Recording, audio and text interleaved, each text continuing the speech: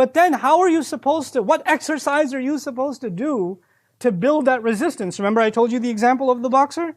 If this is how we're going to be, how do we get out of it? If this is how weak we are, and this is the kind of people we can become so easily, what is it that we can do to snap out of it, to become stronger, to be able to deal with these problems or these good things in a way that's mature, that we have the resistance, and we can take the hits and move on, keep throwing punches, and not get knocked out.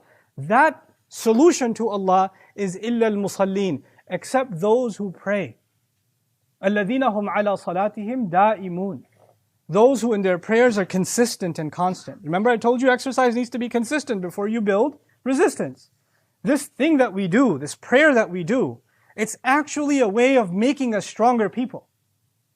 But still, I mean, you're like, okay, I make wudu and I stand there and I recite some words and I do this cardiovascular exercise. How is this making me handle my problems? Well, I don't see the connection.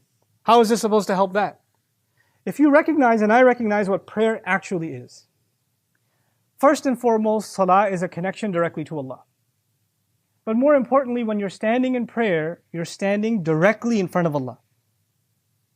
And when you're in a meeting, like if you're in a meeting with your boss, and in the room, there's only you and your boss, nobody else.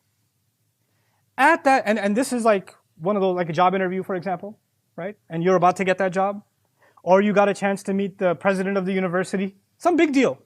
And you're alone in a meeting with this important person, this VIP. Is that the time that you are going to be thinking about anything else? Is that the time you'll be distracted by any other concern? The only thing on your mind will be, I better not mess this up. This overrides, and for now, whether my mother is texting me, whether, there's news breaking out on the phone, whether your phone goes, dee, dee, nope, nothing. It's on airplane mode. It's gone. Because right now I'm in an interview. Right now nothing else exists.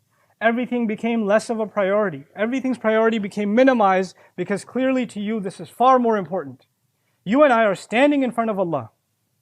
And we're actually simulating, please pay attention to this part, we're simulating when we are going to be standing in front of Allah on Judgment Day.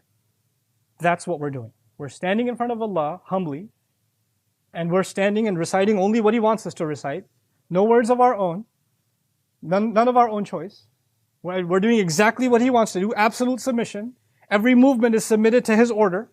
That's exactly what we're going to do in every movement of the prayer. What are we simulating? The absolute submission to Allah on Judgment Day. Now you think about that.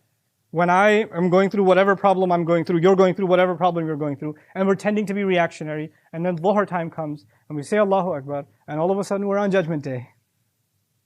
Are these problems that big anymore? Are these problems really the ones that need such a reaction anymore? Or they become all of a sudden insignificant? Their size diminishes because you're in a much more powerful meeting. It's the consciousness of prayer. It's being aware of what exactly salat is.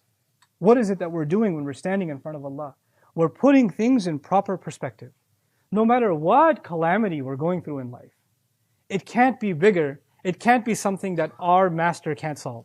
And you've got a one-on-one meeting with Him. And you take it before Him and you become optimistic. And maybe the first time you did it, your problem didn't get solved. The second time you did it, you didn't get solved. And you get to say, I keep praying, but my problem's not going away. How do you not want me to react? And by the way, some reaction is natural. I told you before, Yaqub alayhi salam reacted. He cried. For many, many years, he cried. But he doesn't stop his prayers. To some extent, for the most part, we will have a reaction. We can't stop but having some emotions, but Allah Azza wa Jal will give us the strength to navigate through them. And we will not become people that lose hope, not become people that lose sabr, not become halua, entirely reactionary. Some reaction will always be there, that makes us human. But is that reaction going to overwhelm us? Is that sadness or that fear or that cowardice or that anger, is that going to overtake us? No, not if salah is there. If salah is there, we're going to be able to manage those emotions, contain those emotions. And that's the remedy that Allah Azza wa Jal gave us in these beautiful ayat.